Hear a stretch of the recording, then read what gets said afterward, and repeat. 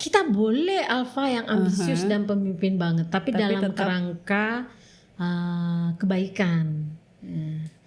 Cuman Betul. kata ambis ini jadi negatif ya. Iya. Kalau Temu melihatnya ambis boleh, menjadi pemimpin boleh banget, nggak ada masalah. Yang nggak boleh kan jadi imam sholatnya laki-laki.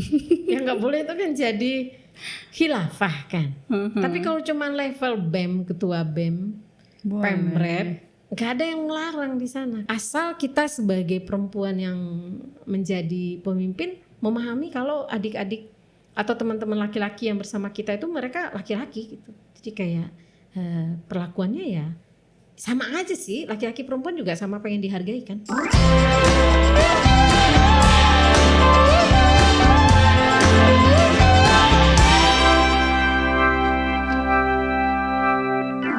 Bismillahirrahmanirrahim. Assalamualaikum warahmatullahi wabarakatuh teman-teman semuanya. Kembali lagi pada Bincang Isu. Kali ini temanya spesial tentang how to be alpha woman in Islam. Kita kedatangan tamu yang luar biasa alpha. Assalamualaikum Taimun. Waalaikumsalam warahmatullahi wabarakatuh. Apa kabar Taimun? Alhamdulillah sehat. Alhamdulillah. Alhamdulillah sehat. Alhamdulillah. Kemarin habis dari rumah sakit. Ya, bukan rumah sakit sih, terapi. Besoknya langsung aksi Belum, Palestina. Doain ya teman-teman. Insya Allah. Oke, bismillah. Teh, kita mau ngomongin tentang gimana caranya jadi cewek-cewek alpha dalam Islam. Karena banyak juga mungkin di antara teman-teman yang dengerin ini merasa dirinya alpha. Terus nih harus kayak gimana nih kalau dalam Islam.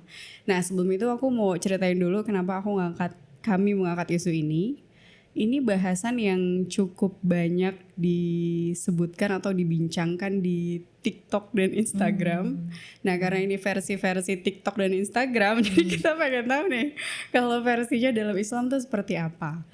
Jadi teman-teman, ini kita menyamakan definisi dulu ya. Jadi kalau kata mereka, cewek-cewek alpha itu adalah perempuan yang ambisius, independen, dia dominan, kemudian suka jadi pemimpin, yang kayaknya digambarkan tuh sosok yang goals, dia bisa cari uang sendiri, dia punya uang, dan katanya ada yang menggambarkan kalau alpha ini dia nggak butuh laki-laki, jadi nggak nikah juga nggak apa-apa gitu teh. Nah, kalau menurut Taimun, alpha woman dalam Islam tuh kayak gimana? Sebenarnya mirip sebenarnya, cuman ya dia memang mandiri. Dia mandiri secara ekonomi, mandiri secara psikologi, dia memang leading, bisa memimpin, dan dia kreatif, dan dia memang dalam tanda kutip karena kecerdasan dia bisa dalam mendominasi. Ya. Kalau menurut Taimun, Teteh sebagai alpha ini given dari lahir atau bentukan lingkungan? Temu pikir tadinya bentukan lingkungan ya, tadinya. Tapi setelah ada hibah kayaknya genetik.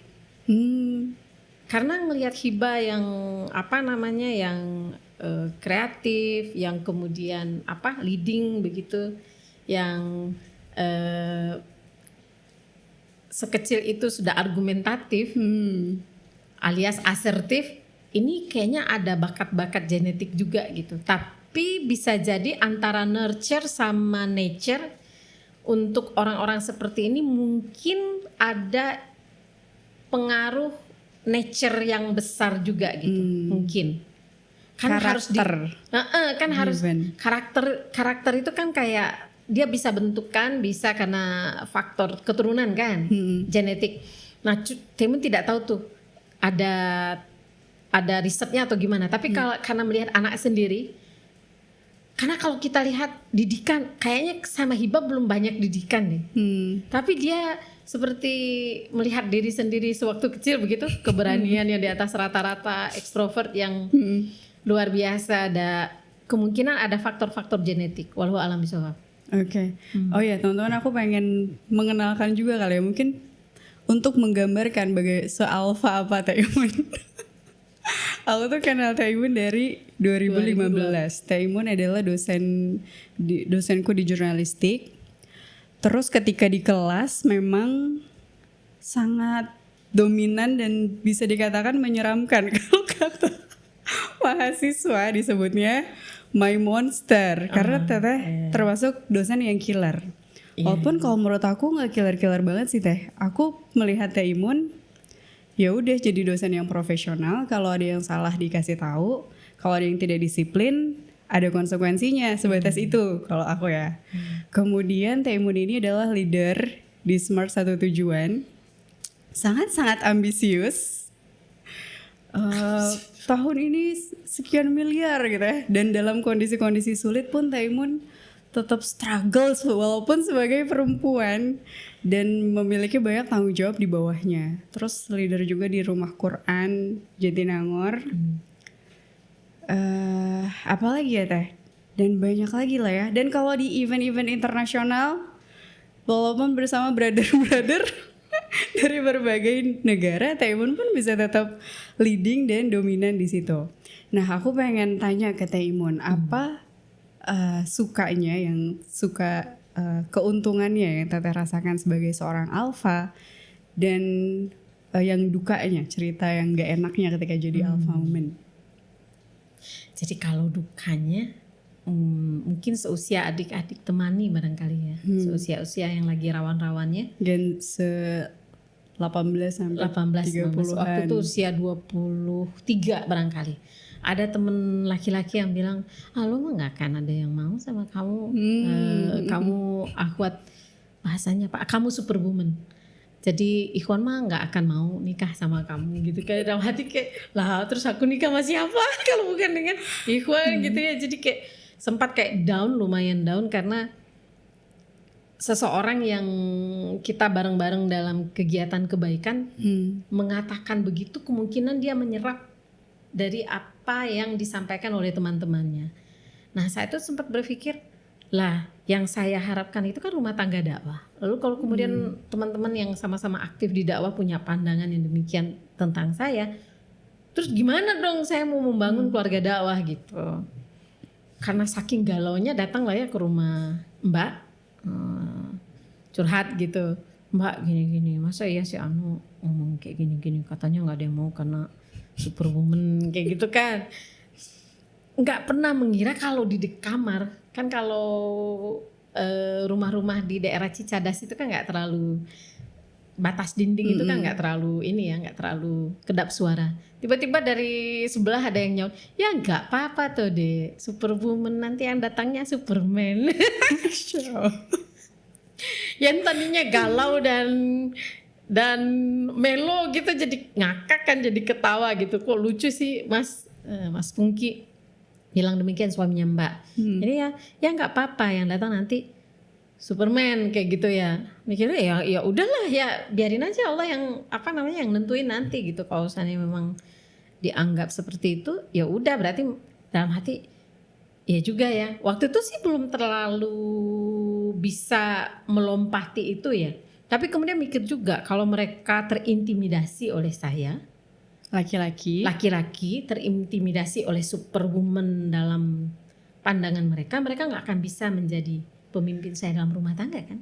Jadi kalau mereka memang nggak bisa dalam tanda kutip memimpin saya, memang susah juga pernikahan itu nanti gitu. Kalau mereka terintimidasi oleh image superwoman tadi. Oke, sebelum lanjut ke rumah tangga, ada lagi nggak teh pengalaman apa misalnya ada laki-laki yang merasa terintimidasi atau nggak suka sama kehadiran teteh? Gimana teteh menghadapi itu? Aduh, banyak sih kalau kata.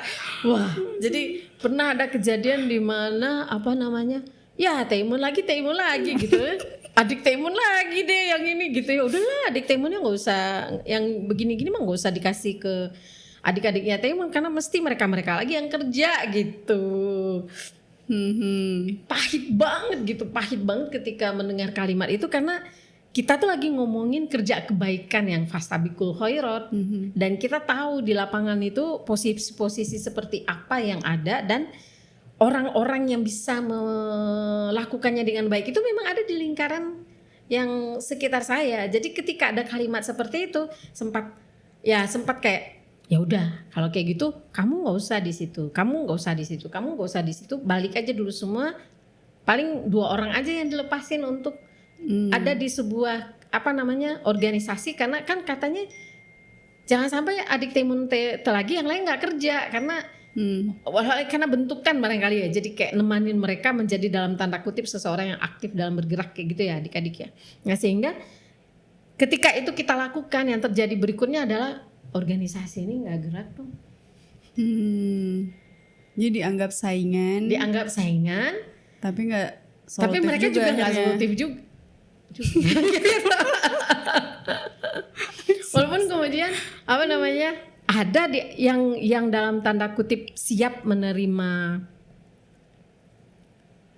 alfanya Maimun, itu malah anak ITB. Kalau saya pikir-pikir mungkin karena mereka udah percaya diri dan keren banget gitu lah, jadi mereka nggak takut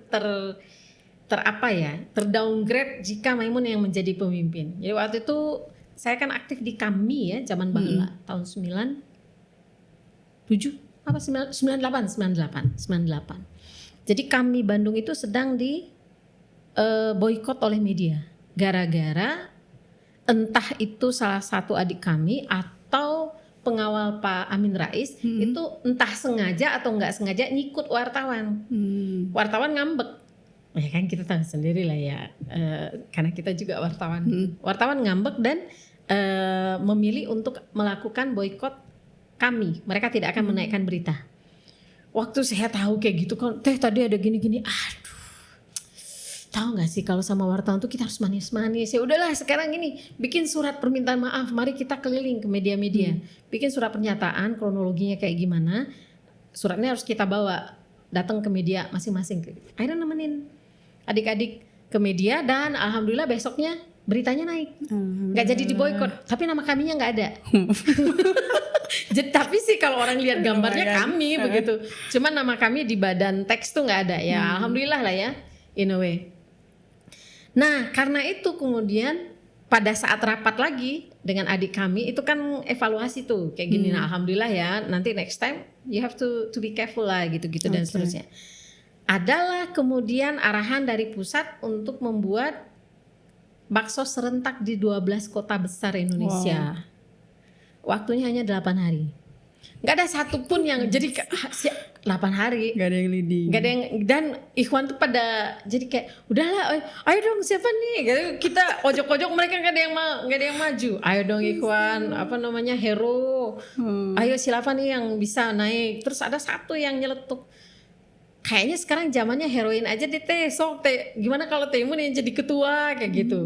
Dan dengan berbagai skenario gitu yang saya tadi cuma datang untuk nemeni mereka rapat. Nah pada akhirnya leading menjadi ketua bakti sosial yang serentak.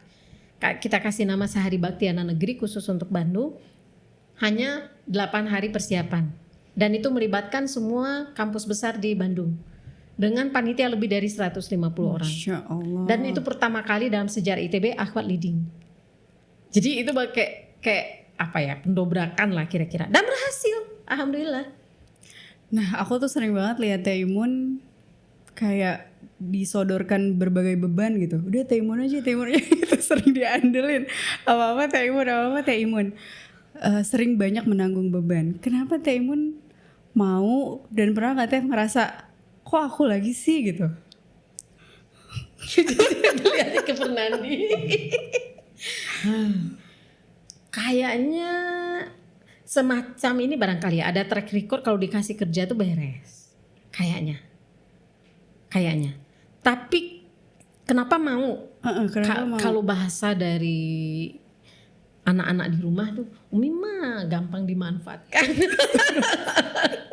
Ada yang ngomong kayak gitu, Umi mah gampang dimanfaatin orang kayak gitu kan. Cuma kalau saya pribadi lebih karena jika Allah mencintai seseorang, Allah akan berikan kesempatan untuk berbuat amal baik gitu. Jadi kalau mungkin ya melalui orang-orang tertentu, tapi kan sejatinya dari Allah ya. Disuruh ABCD oleh Allah, diberi amanah oleh Allah. Jadi kalau salah satu tanda Allah ingin melindungi seseorang, Allah akan sibukkan dia dengan kerja-kerja kebaikan gitu. Masya Allah. pernah merasa burn out atau ini harusnya bukan tugas gue nih gitu? Ya ada lah. Ada lah ya. Yang dengerin ngomel-ngomelnya kan Wafa gitu kan. Atau Pak Andri suami yang memang udah siap full telinga kalau lagi lagi ini harusnya kayak gini, ini gimana sih nih gitu. Dia paling akan dengerin, menyerap energi negatif itu. Ya sekedar itu aja, karena saya udah tahu kuncinya sebenarnya keikhlasan. Ini mah kenapa burn out, kenapa ngomel-ngomel itu karena ada sisi-sisi keikhlasan yang belum selesai gitu. Paling kayak wah Umi harus istighfar nih kayaknya. Paling iya istighfar gitu. Oke. Terus Taimun tuh juga sebagai alpha suka memulai sesuatu. Misalnya Taimun tuh sering disebut sebagai apa tuh yang Taimun suka di Facebook yang orang milih-milih yang Blackpink itu kasus petisi Taimun petisi. Jadi Taimun pernah bikin petisi menentang iklan Blackpink yang Shopee sih, iklan Shopee pakai Blackpink. Itu boleh di-mention ya, dipipin aja kali ya. Mention aja kan nggak apa-apa. Udah jadi sering riset orang. Sampai jadi riset. Oke, nah itu akhirnya berujung karena itu petisinya banyak banget yang menandatangani. Ada berapa ya? Ratusan ribu. 100 ribu lebih. 100 ribu lebih. Akhirnya Taimun diserang. Oleh K-popers. The Blink namanya. The Blink itu yang ini kayak arminya BTS, hafal kan? Taunya setelah mengikuti mereka siapa gitu, Blink itu ternyata Blackpink, BTS itu ARMY. Yang lain belum? Belum. Nah hal-hal yang kayak gitu tuh Taimun sering. Padahal kerjaan Taimun kok udah banyak banget, tapi ada aja gitu ya kebaikan-kebaikan lain yang Teteh coba lakukan. Apa yang memotivasi Teteh untuk mau gitu ngambil beban lagi? Karena belum ada yang melakukannya. Kalau udah ada yang melakukannya tinggal didukung ya. Jadi kayak awal dari Blackpink itu kan ketika salah satu alumni jurnalistik kontak. Beliau kerja di Kementerian Perlindungan Perempuan dan Anak. Jadi memang concernnya di sana. Tapi beliau kan ASN. Dengan demikian pionir, Teteh mau selalu pengen jadi pionir? Bukan. Jadi beliau nggak bisa bergerak karena beliau ASN di kementerian. Jadi kayak kalau beliau bergerak tuh kayak terlalu terlalu frontal barangkali. Nah sedangkan Taimun kan ASN-nya di dosen yang jurnalistik. Jadi kayak lebih memudahkan untuk bergerak karena itu memang bagian dari advokasi yang kita pelajari di kampus kan. Karena dia komplain, karena dia mengeluh, karena dia melihat ini sesuatu yang yang meresahkan. Maka ya ayo gitu, karena kita tahu undang-undangnya kan, kita tahu bahwa saya ini memang betul ini melanggar. Taimun nggak tahu iklan itu karena nggak punya TV real pemirsa, nggak punya TV. Jadi emang nggak tahu kalau ada iklan-iklan yang yang tidak usianya anak-anak muncul di acara anak-anak begitu. Jadi ketika mengetahui itu emang sesuatu harus dilakukan, dan karena nggak ada yang melakukan ya udah ayo lakukan gitu. Jadi bukan karena ingin jadi pionir sih, tapi karena ada keburukan di depan mata, maka harus ada yang melakukan nahi mungkar kan. Iya. Dan nahi mungkar dipertunjukkan oleh Allah di depan mata kita supaya kita, kalau Taimun pikir Allah kayak nguji, kamu mau bergerak enggak kayak gitu, atau kamu cuma kayak ambil jalan aman, demi masa depan di karir gitu ya, nggak usah terlalu heboh dengan hal-hal tertentu supaya kamu cepet jadi rektor, cepet jadi irjen yang kayak gitu. Walau alam bisawab ya. Insya Allah. Walau alam. Ini nggak nyindir ya? Enggak.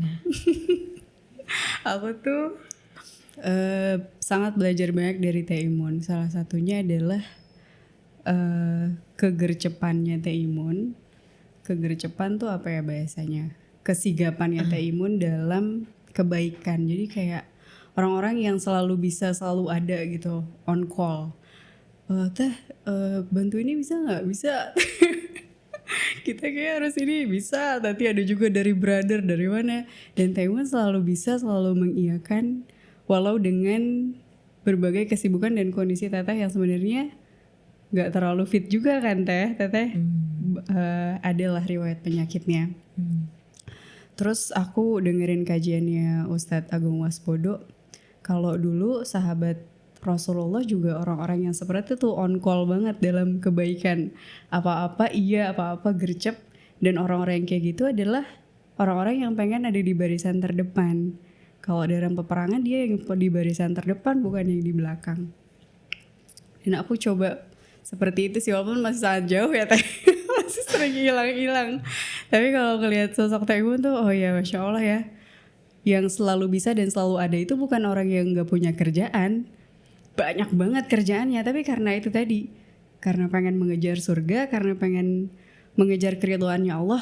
Ada orang-orang yang dia tuh selalu sigap gitu. Apakah itu amar ma'ruf, apakah itu nahi mungkar. Dan ini yang mungkin didefinisikan alpha woman in Islam ya. Iyalah. Dengan kapasitas Teteh, dengan kealfaannya Teteh, justru ini jadi caranya seorang alpha woman untuk bisa punya banyak kebaikan. Sebenarnya apa namanya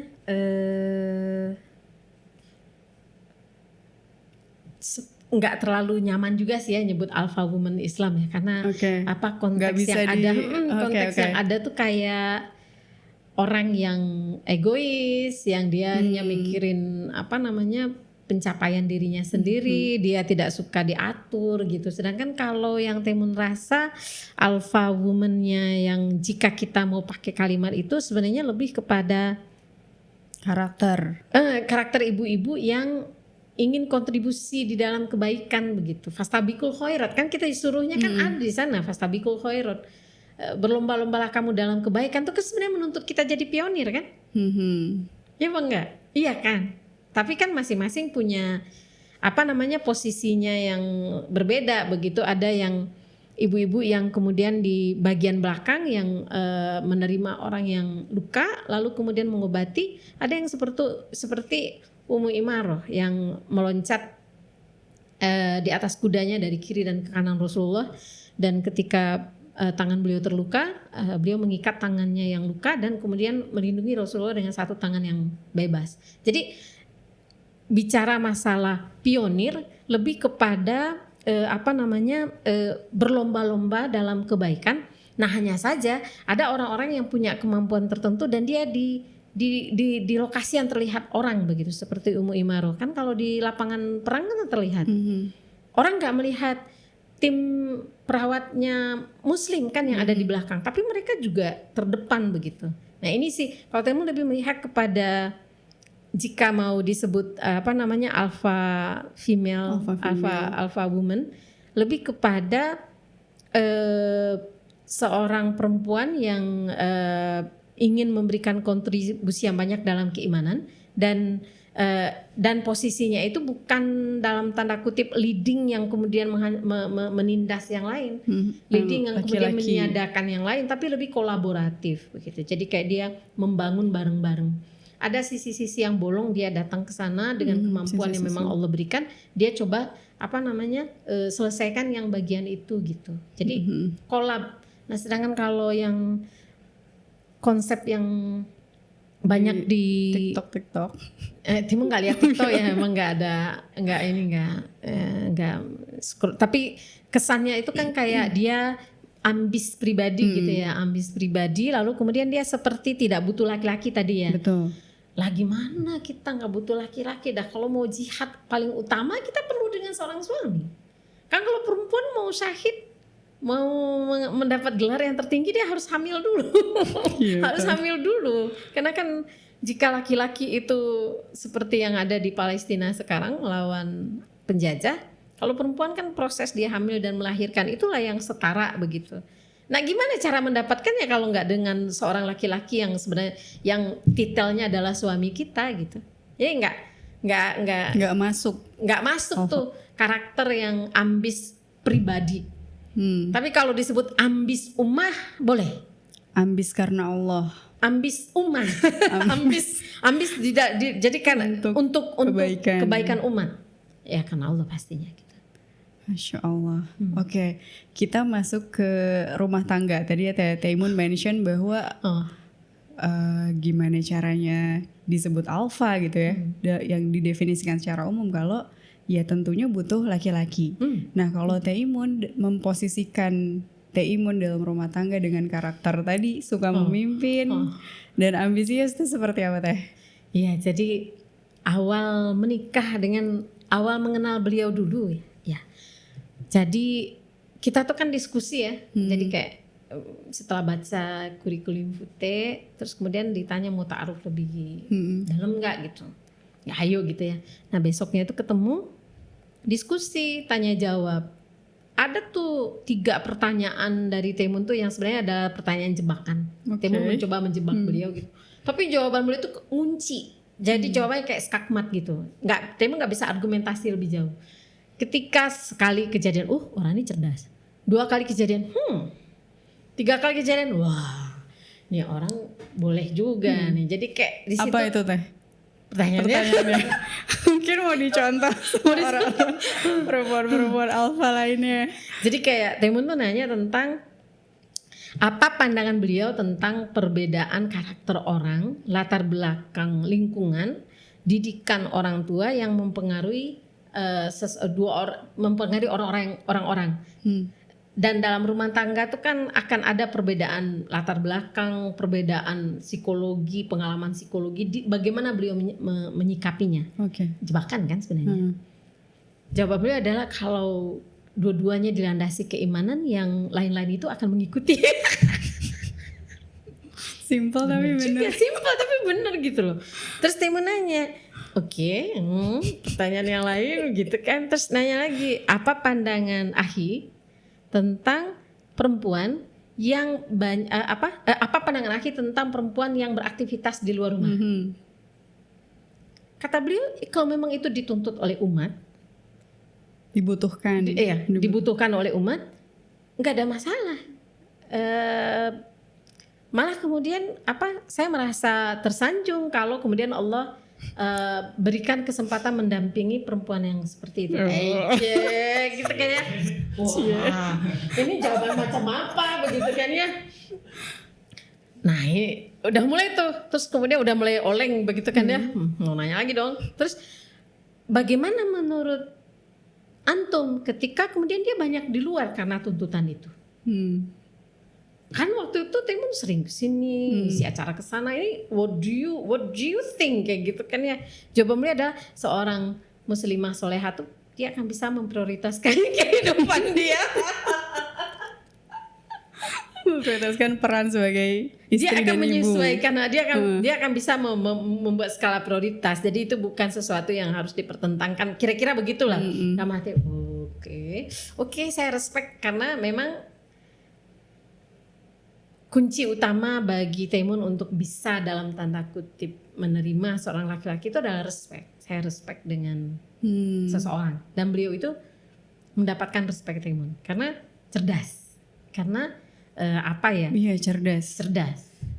Apa IQ-nya Temun sama Pak Andri tuh 100. Gak usah dibahas. Pokoknya tinggi dua-duanya.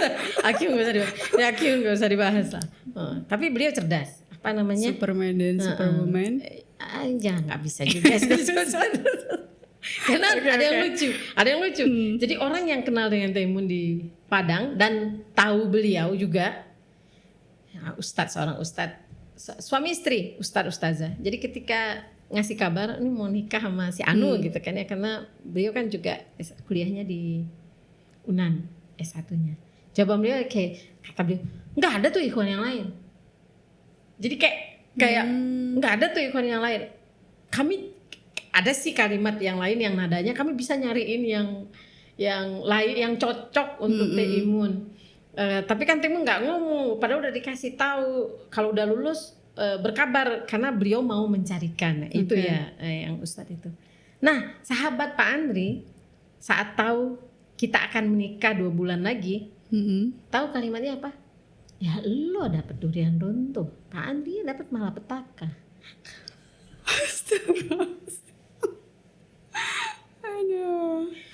Nggak, itu nggak usah didengerin deh. Ya ada ya, kalau Timun mah nggak terpengaruh lah dengan kalimat seperti itu, ya paling ketawa gitu. Jadi ya artinya orang yang mengenal Timun kurang mengenal Pak Andri menganggap bahwasanya I deserve someone's better. Oke.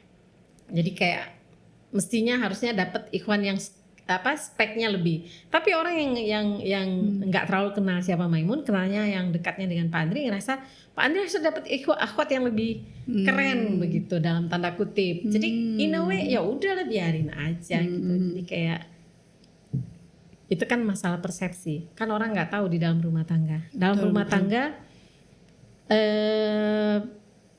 Timun kan orangnya argumentatif. Iya, sangat kritis, skeptis, argumentatif, skeptis. Pokoknya inilah 300% ininya ya, kekentalannya. Awal-awal menikah itu latihan untuk meletakkan kalimat beliau sebagai dalam tanda kutip arahan kita dalam menikah itu luar biasa. Contoh minum kopi aja. Timun kan mau minum kopi nih, lagi posisi hamil. Timun suka banget kopi, namanya anak jurnalistik ya, lulusan jurnalistik. Nah, pas minum kopi, kan beliau bilang sebelumnya jangan, nggak baik untuk ibu yang hamil. Memang cuma satu kayak gitu kan, sehari satu. Minum ya kayak gitu kan, bikin kopi gitu kan ya. Nah, beliau ada di sana. Minum nih gitu kan, minum segelas. Setelah minum seteguk beliau bilang ya udah, kalau memang nggak akan mau dikasih tahu oleh suami ya sudah. Jadi ya kayak itu kopi nggak keminum, udah seteguk aja udah. Jadi kayak orang yang nggak mengetahui pernikahan kami seperti apa, sebenarnya Timun seperti ini itu banyaknya dipush oleh Pak Andri sebenarnya. Jadi kayak Timun S2 itu kan karena jebakan beliau juga. Bener kan itu jebakan. Timun tuh kan lagi hamil anak kedua, hamil 5 bulan. Kan udah tahu tuh akan punya anak kecil kan. Terus kata beliau nih ada kemungkinan S2 nih, bikinlah, sayang gitu kan kalau nggak dicoba. Kata Timun kalau iya lulus, anak dia 2 nanti mau kuliah full time gimana caranya? Coba aja, nothing tulus. Coba aja dulu bikin proposal. Beliau yang bawain buku tebel-tebel ke rumah dari perpustakaan beliau untuk dikasih ke ibu hamil ini bikin proposal riset. Sebenarnya antara males dan males. Jadi nggak ada yang males dan males gitu kan ya. Tapi ya udah dikerjain aja, dah suami yang nyuruh kan. Bikinlah riset proposal, submit. Yang nyamitin juga beliau. Dah submit. Ternyata masuk shortlisted yang akan diwawancara ke London. Tapi posisinya Timun udah hamil 9 bulan. Proses menuju melahirkan. Jadi kata orang London, udah nanti untuk sister kita telepon. Dalam hati kayak aduh, shortlisted gitu loh ya. Jadi kayak emang nggak ada yang lain gitu yang lebih berkualitas untuk masuk ke mereka, kok malah ibu hamil yang mau punya anak 2 gitu. Udah tuh tunggu mereka menelpon, dan itu adalah masa mau kontraksi melahirkan kan itu. Udah kontraksi. Jadi udah pembukaan. 4 kayaknya waktu itu, udah bukan 4 ya, antara 3 sampai 4. Terus dia tanya how far you are, how many minutes the interval of contraction, every 5 minutes. Oh, you are very close then. Okay, let's just begin. Setiap 5 menit kan tahan dulu, 1 minute kena kontraksikan. Nah jadi setelah kemudian ternyata sorenya selesai wawancara siang, sore kita masuk rumah sakit lagi, malamnya melahirkan, subuh gitu, besoknya melahirkan, dapat kabar tuh pas siang-siang ada 2 hadiah dari Allah untuk keluarga kita. Pertama nih anak kita yang kedua, berikutnya Umi dapat beasiswa dapat ya. Tidak, karena udah kebayang kan kuliah full time. Punya newborn yang usianya 4 bulan pas mau mulai kuliah, dan anak usia 2 tahun. Wow. 2 bulan. Yang istilahnya, dan kita nggak ada siapa-siapa kan. Maksudnya ya waktu itu ada Uma almarhumah, tapi Uma kan sebentar aja. Hanya berapa bulan. Pas kuliah Uma udah nggak ada lagi kan. Wow. Tapi ya ya qadarullah dari Allah, dah pastinya ada, karena Allah yang yang memberikan jalan semua, dah mesti kemudian Allah akan memudahkan juga gitu. Oke. Jadi kayak suami itu yang leading. Iya, Nih Masya contohnya. Allah ya. Udah selesai tuh S2. Temu lagi hamil anak ketiga.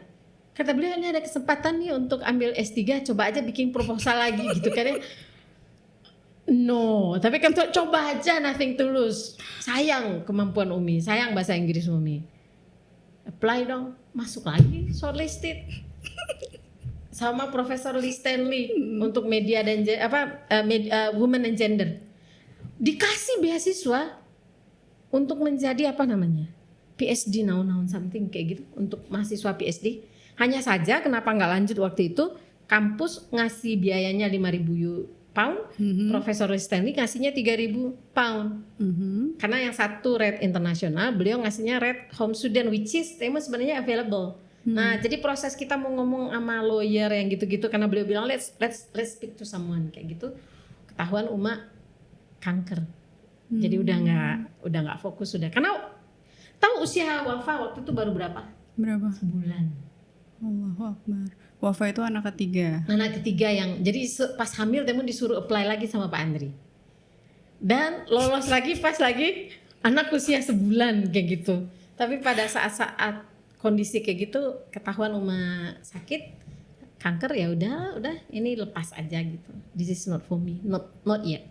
Jadi yang tawaran beasiswa tuh akhirnya di Masya Allah. Dan akhirnya teteh dokter di Indonesia ya. Oke. Teh banyak banget. Suami semua kan itu. Iya, Masya Allah tabarakallah. S3 juga beliau yang nyuruh. S3 juga. Padahal teteh gak mau. Padahal males. Males aja lulus ya teh. Males aja S3 nih, gimana nih? Iya, suami. Faktor suami. Oke teh, banyak banget yang nanya, atau perempuan-perempuan yang dia tuh karakter-karakter ambisius, pengen punya melakukan banyak hal, pengen sekolah tinggi, tapi sangat-sangat takut ketika menikah. Karena katanya, teh aku takut kalau menikah nanti aku nggak bisa terbang lagi dalam tanda kutip, nggak bisa melakukan banyak hal, nggak bisa melakukan apa yang dia sukai. Kalau dia pakai istilahnya, aku takut kalau sayap aku dipatahkan gitu nanti. Nah, bagaimana teteh menanggapi itu? Dan teteh kan aku lihat yang sukses gitu. Justru pasangan yang membuat teteh bisa melakukan banyak hal. Gimana menurut teteh? Berarti carinya emang laki-laki kayak spek Pak Andri kalau mau tetap berkembang. Gimana tuh speknya? Pak Andri. Apa yang teteh checklist gitu? Pertama, beliau orang yang sangat paham dengan nilai agama. Kan kalau di kalangan teman beliau itu, beliau dipanggilnya Buya. Kan orang Bukit Tinggi ya Buya. By the way, Baswe temen tuh ketika masukin biodata tuh udah request nggak mau sesama orang Sumbar, jadi nggak mau sesama orang Minang. Sempet dimarahin waktu itu, ternyata orang Minang nggak mau sama orang Minang kayak gitu. Ternyata beda ya, jadi kayak ya karena Timu punya pandangan sendiri lah tentang laki-laki Minang yang ternyata tidak ada pada Pak Andri. Nah, jadi yang pertama itu beliau sangat paham dengan agama, makanya kemudian di kalangan teman-temannya beliau dipanggil Buya. Buya itu kan di Bukit Tinggi untuk orang yang paham agama dan dihormati karena pemahaman agamanya. Nah itu, jadi pemahaman beliau itu kemudian terimplementasi pada akhlak. Jadi pelajaran pertama yang Temun rasakan dari beliau itu adalah, ya kita baru 2-3 hari menikah gitu ya, pagi-pagi itu beliau bikin teh manis anget untuk kita berdua. Jadi kayak jaga-jaga kayak gitu. Tapi kemudian kata beliau, kalimat beliau adalah istri itu ladang pahala. Masya Allah. Kalimat beliau. Kan tanya kan kenapa sih bikinin gitu ya, karena biasanya di Minangkabau istri yang bikinkan suaminya teh manis. Kata beliau istri itu bagi beliau adalah ladang pahala. Jadi kayak banyak-banyak menimba kebaikan untuk banyak dapat pahala. Salah satunya membuatkan teh manis tadi, kayak gitu. Itu yang sama kayak kita tinggal di daerah Dago, nggak ada mesin cuci, airnya mesti pakai apa itu namanya? Timba. Bukan pompa. Pompa yang manual itu ya? Ya manual. Beliau yang ngomompa dan Temun nggak diizinin untuk cuci baju. Jadi beliau yang cuci baju supaya nggak masuk angin. So, Masya Allah. jadi kayak apa namanya kayak Nggak patriarki. persepsi tentang laki-laki Minangkabau tuh hilang semua tuh. Oh karena laki-laki Minangkabau biasanya patriarki. Mindsetnya itu mereka akan membantu, tapi ada gengsi-gengsinya gitu loh. Jadi kayak makan minum disiapin, mereka nggak akan ke dapur kalau ada orang lain. Jadi mereka akan bantu, tapi jangan sampai kelihatan mereka bantu istri. Oh, ya. Nah, kayak gitu kira-kira yang dalam persepsi Temun ya. Jadi ini beda banget kayak gitu. Jadi kayak beliau paham agama, beliau mengimplementasikannya dan beliau mendidik Temun tuh dengan contoh. Jadi nggak kayak pidato ayat ini enggak, tapi dengan akhlak beliau. Jadi kayak oke, suami berarti bagi saya adalah ladang pahala juga. Maka kemudian yang konsep yang beliau mengajari konsep pernikahan itu pada akhirnya give. Jadi kayak kita kasih nanti biar Allah yang ngebales. Jadi bukan take and give. Itu yang saya merasakan. Jadi kayak kalau adik-adik ingin ambis, ingin ambis dalam kebaikan, ingin memaksimalkan potensi, tapi takut potensi itu akan dipotong, maka kemudian yang paling utama adalah minta kepada Allah orang-orang yang akan membantu adik-adik berkembang di dunia untuk mendapatkan keridhaan Allah di akhirat. Kayak gitu. Makanya poin agama yang penting, utama, yang paling penting. Pertama. Tapi bukan agama kayak hafalannya, apanya, tapi bagaimana kemudian agama itu terlihat pada akhlak sehari-harinya gitu. Jadi kayak terimplementasi kesehariannya. Oke. Teteh dulu lihat akhlak dalam sehari-harinya gimana sebelum menikah? Kan Temu enggak, dari buyanya itu? Enggak juga, itu kan tahu belakangan. Iya, maksudnya gimana memastikan itu kan kalau di proposal ya kita taunya apa misalnya sholat di masjid apa gitu teh. Enggak. Nah masalahnya gini, sholat di masjid apa enggak gitu ya, bangun subuhnya on time apa enggak kayak gitu. Sejujurnya ini mungkin agak di luar normal juga ya. Jadi 3 bulan sebelum biodata kita dipertukarkan itu setiap jam sholat tuh Temun selalu minta sama Allah supaya Allah aja yang milihin.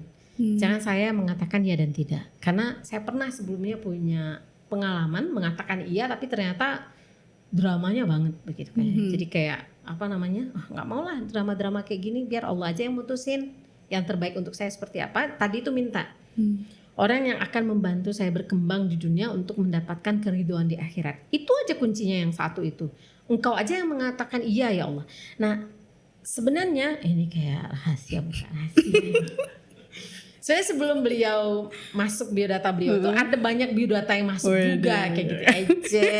Jadi ada juga cukup banyak biodatanya kalau kita bicara rentang waktu gitu ya. Ada yang kerja di PBB, you know lah ya. Lembaga PBB berarti kan spek internasional. Gaji juga gajinya dolar gitu kan. Terus ada juga yang apa namanya yang dari satu lagi masuk kerja di perusahaan internasional juga kayak gitu. Dan dalam tanda kutip Temun pada proses yang memang apa namanya mempertimbangkan, walaupun nggak jadi dan nggak lanjut karena besar kemungkinan kan ada doa-doa tadi. Jadi kayak ada aja gitu ya, ada aja yang kemudian ya udah sih gitu. Pada saat biodata beliau ini dimasukkan, Temun tuh ada pada posisi males, udahlah, nggak mau, mending siap-siap berangkat ke Australia S2 karena dana udah terkumpul karena gaji Temun dolar dan untuk tahun pertama tuh udah cukup kayak gitu ya untuk sekolah di luar negeri. Nah, tapi kayak dalam tanda kutip kayak udah teh kesini dulu baca dulu biodatanya gitu. Nah pas baca biodata yang sederhana tuh kayaknya nggak ada komplain gitu ya. Jadi yang jelas aman aja orangnya juara kelas melulu gitu. Which is mirip lah kita gitu ya sama-sama juara kelas. Jadi kayak oke gitu nggak ada masalah. Nah pada saat diskusi itu yang kemudian 3 kali skakmat, lalu kemudian saat Temun bertanya ini kita mau ngomong kayak gimana lagi ya, membahasakannya nanti ke orang tua tuh mau kayak gimana gitu. Apa beliau mau datang dulu ke orang tua atau kalau iya mau kayak gimana kan karena kita sama-sama rantau, orang keluarga kita sama-sama di kampung. Jadi mau kayak gimana. tiba-tiba yang mengenalkan kita bilang, loh yang belum kita sepakati itu kan tanggal akad ya teh gitu kan. Ya tanggal akad ya disebutnya Pak Jul gini. Ahijul atau apa gitu pokoknya. Yang belum disepakati kan yang tanggal akad ya kayak gitu. Nah, itu kayak apa-apaan ini, kapan saya dilamar? Kapan saya mengatakan iya? Ini kan namanya ta'aruf. Ta'aruf itu kan belum tentu jadi kan. Jadi kayak di fait accompli kan. Kayak tiba-tiba kayak dipotong aja begitu. Komen lah, ini gimana sih teh, ini kapan jadinya gitu kan. Teteh juga panik. Protes kayak gitu. Teteh apa? Cepet-cepet protes kayak gitu kata suami. Ini teteh dengan istri, guru dan guru ngaji, teteh dengan guru ngaji laki-lakinya. Enggak, guru ngaji kita sama. Oh, Timun guru juga ngajinya sama, okay. sama bapak yang sama. Ini yang menemani di balik lemari itu istrinya guru, istrinya guru Timun yang ternyata guru beliau juga begitu. Pas mau protes gini, alah 3 bulan memang minta sama Allah supaya Allah yang putuskan. Jangan saya mengatakan iya dan tidak. Ini hasil dari doa yang sekian bulan begitu. Jadi kalau ada apa-apa antara kita, Timun mah ingat satu itu aja. Dulu kan memang nggak mau mengatakan iya dan enggak, biar Allah yang pilihin gitu. Ya kayak, udah, kayak gitu jadi bagaimana cara memilihnya? Timun nggak memilih. Kan tadi pertanyaannya seperti itu. Gimana cara Timun memilih calon pasangan? Timun nggak milih. Timun minta Allah yang pilihkan. Jangan Timun yang mengatakan iya dan enggak. Lalu dengan skenario Allah, tiba-tiba jadi calon istri orang kayak gitu kan. Ya udah gitu dijalanin aja. Dan ternyata alhamdulillah dan Timun baru tahu beliau Buya itu setelah ketemu dengan sahabat beliau yang juga sahabat Timun. Jadi kayak kita ngurusin buku gitu kan, penerbitan Pingkan yang pertama. Terus temen Timun yang sama-sama di forum lingkar pena ternyata sekampung sama beliau. Pas ketemu belum juga ngomong apa, mereka udah bestie banget. Buya. Jadi orang berdua ini kenal kayak gini gitu. Buya, dipanggilnya Buya gitu. Baru tahu kata Buya itu kan bukan sesuatu yang ringan kalau di kampung. Yang sangat-sangat dalam ilmu biasanya, pemahaman Islamnya. Biasanya hanya diberikan kepada orang yang memang paham agama gitu. Dan biasanya. Itu juga petunjuk Rasulullah ya teh, kalau milih calon pasangan yang agama dulu. Pertama kali checklist agamanya. Karena memang dari berbagai sisi kemanusiaan beliau tuh nggak masuk udah. Kemanusiaan tuh gimana? Ini aman ini diomongin nih. Gini teh, jadi menurut aku cara teteh memilih pasangan itu termasuk yang sangat rare gitu. Karena apalagi cewek-cewek independen, udah punya gaji, udah punya uang banyak, ketika memilih calon pasangan pasti dia akan melihat kondisi finansial dari calon pasangannya di gimana. Kenapa teteh nggak mempertimbangkan itu? Jadi ya Timun tuh ingin calon tuh yang tinggi, karena Timun pendek. Jadi kayak biar perbaikan keturunan. Ternyata kita berdua tuh nggak terlalu beda, jauhnya paling 2-3 cm gitu bedanya. Lalu ingin orangnya yang putih, pakai kacamata. Beliau nggak pakai kacamata. Ganteng tuh relatif. Tapi kayak kacamata tuh tanda orang cerdas gitu lah kira-kira ya. Kayaknya gitu ya. Maksudnya asumsinya kalau orang kacamata cerdas gitu. Nah ini beliau nggak pakai kacamata, walaupun setelah tua pakai kacamata juga. Dari sisi gaji Timun tuh jauh kemana-mana. Beliau sih menangnya dosen PNS aja gitu.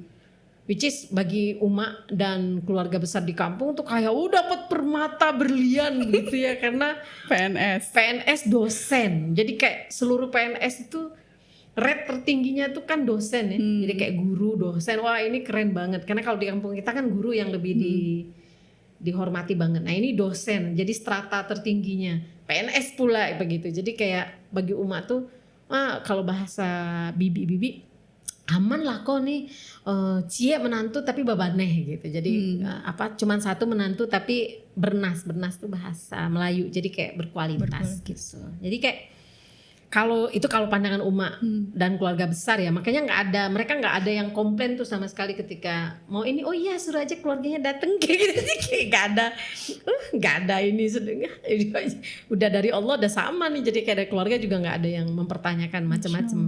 Nah kalau dari sisi Taimun sendiri bukan yang nggak ada keinginan A B C D, kan tadi itu ada, kalau bisa tinggi, kalau bisa putih, kacamata. Tapi karena tadi balik lagi doanya Taimun, Nah, sama Allah dipilihin kayak gitu. jadi Allah di atas apapun. Eta. Masya Allah. Oke, kemudian katanya kalau perempuan-perempuan alfa itu egonya sangat tinggi. Gimana cara Teteh mencari solusi nih kalau di rumah tangga sedang ada konflik? Egonya kan kadang-kadang suka main tinggi-tinggian. Kalau Taimun gimana menghadapinya? Sampai sekarang kita masih ego-egoan sih ya. Maksudnya kalau bukan berarti nggak pernah ada yang maksudnya ya namanya masalah di antara suami istri sepanjang rumah tangga tuh pasti ada gitu. Awal-awalnya ya egonya adalah nggak mau duluan menyapa. Jadi kayak kalau kita di antara di dalam hubungan kita berdua, semakin berat masalah kita semakin diem. Jadi kayak nggak ada yang treatment. Jadi nggak ada yang kayak diem yo banting ini banting itu tuh nggak ada gitu. Yang teriak marah-marah gitu enggak. Tapi kita kediem. Gitu. Semakin diem berarti semakin buruk masalahnya. Nah diemnya ini adalah siapa yang paling tahan diemnya lama kayak gitu kan ya. Yang menang. Yang menangnya dia. Tapi nggak bisa lebih dari 3 hari, karena kan dilarang. Iya benar. Gak boleh lebih dari 3 hari gitu. Jadi mau kayak gimana juga ya biasanya Taimun yang mulai ajak ngomong gitu. Dan seringkali karena beliau juga nggak mengira kalau Taimun lagi ngambek. Beliau kira lagi capek. Jadi kayak percuma juga ngambek, orang yang nggak ngerasa kita ngambek kayak gitu. Aduh, oke. Insyaallah. Bagaimana? Jadi yang mengalahkan ego Taimun adalah perintah Rasulullah. Nggak boleh lebih dari 3 hari ngambek-ngambek kayak gitu. Nggak boleh lebih dari 3 hari mendiamkan saudara kan kayak gitu kan. Jadi karakter alfa tunduk pada keimanan. Ya Allah, saya masih banyak kekurangan ya Allah. Itu karena engkau tutupi aja aib-aibnya. Taimun tuh banyak kekurangan. Pak Andri yang paling tahu kekurangan Taimun. Tapi ya semoga Allah memperbaiki Taimun dan Pak Andri. Amin. Amin ya. Insyaallah ya. Oke, jadi ini aku simpulin aja ya. Jadi kalau menurutku alpha itu karakter yang mungkin given atau memang bentukan lingkungan. Tapi pada akhirnya ketika kita pengen menjadi perempuan solihah yang dicintai oleh Allah, yang mengejar ridho Allah, semua itu akan tunduk pada aturan-aturan Islam. Jadi nggak ada yang alpha yang ambisius dan pemimpin banget.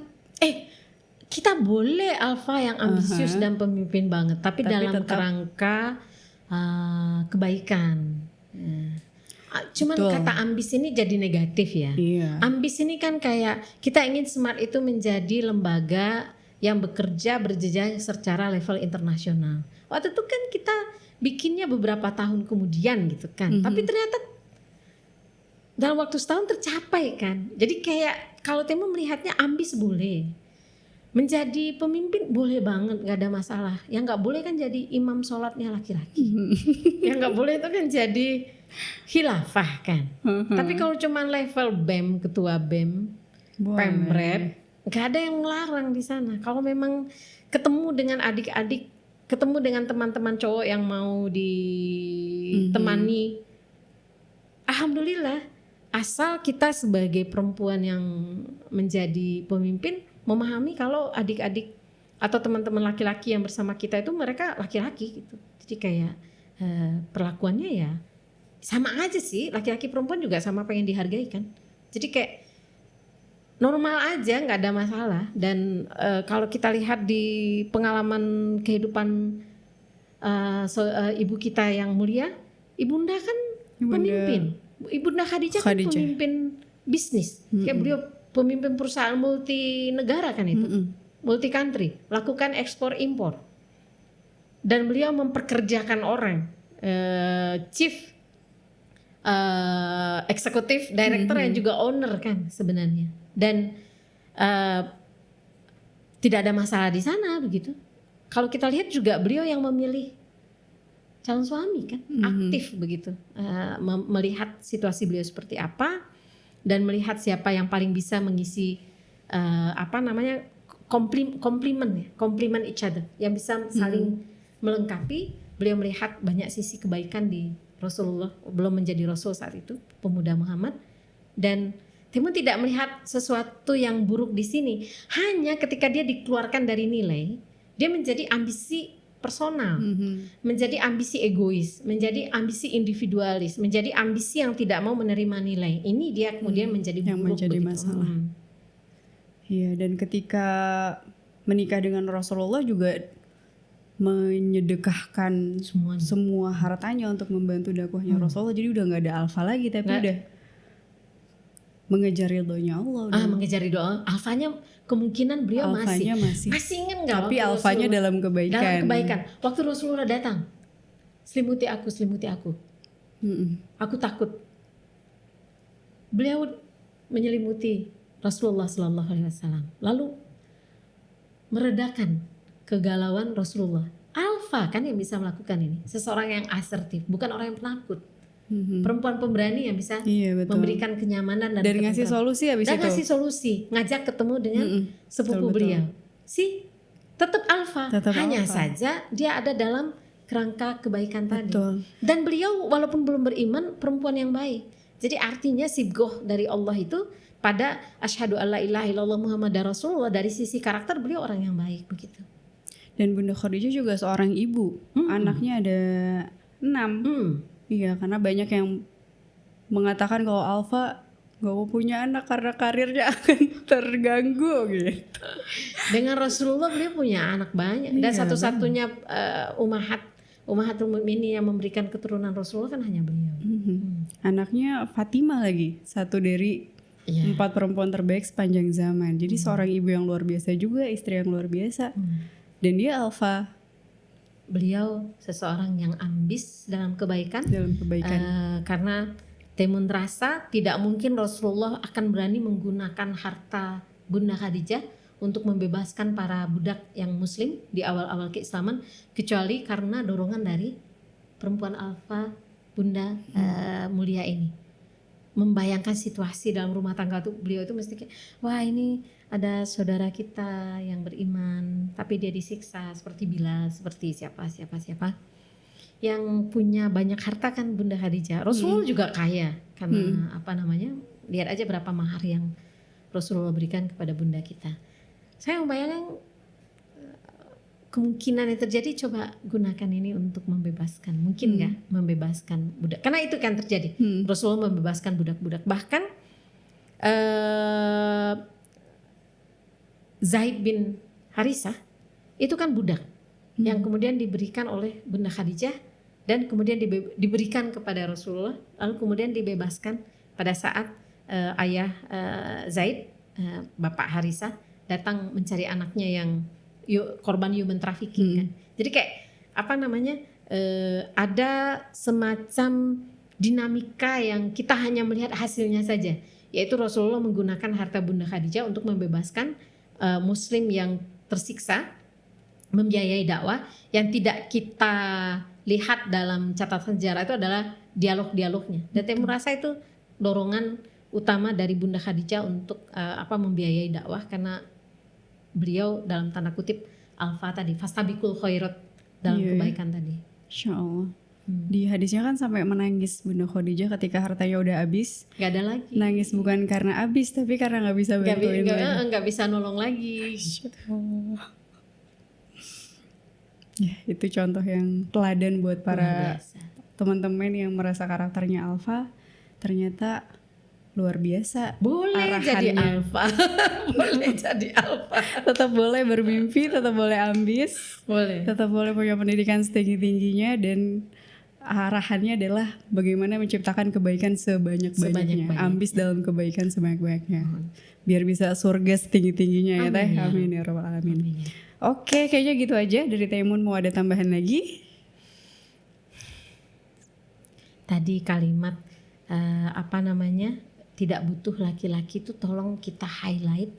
Perempuan tidak akan bisa mendapatkan surga tertinggi seperti seorang syuhada jika dia sendiri, tidak dalam kerangka pernikahan. Karena derajat tertinggi ini Allah berikan ladangnya itu bagi perempuan adalah melalui rahimnya. Allah izinkan ditanamkan calon penerus generasi, dia lahirkan. Proses dia hamil dan melahirkan itu adalah proses yang setara dengan Izzuddin Al-Qassam yang sedang memperjuangkan kemerdekaan tanah kiblat Muslim sedunia. Seperti itu indahnya. Dan itu nggak mungkin hanya dengan beli donor seperti gak orang barat yang nggak banget gitu, atau kemudian MBA married by accident, kagak, semua dalam konteks rumah tangga. Dan Islam itu kita itu tidak sama, tapi kita itu komplimen. Jadi kayak tangan kiri tangan kanan nggak sama kan, tapi dia komplimen. Dua tangan itu dia akhirnya jadi saling melengkapi untuk menanggung beban peradaban. Seperti itu. Masya Allah. Terima kasih Wek Taimun. Banyak sekali insight dan pelajaran yang berharga dari pengalaman hidup dan ilmu dari Teteh. Khawatir Pak Andri untung gak main medsos. Oke. Kita cukupkan. Assalamualaikum warahmatullahi wabarakatuh. Waalaikumsalam warahmatullahi wabarakatuh. Maaf ya Pak Andri ya. Jadi bahan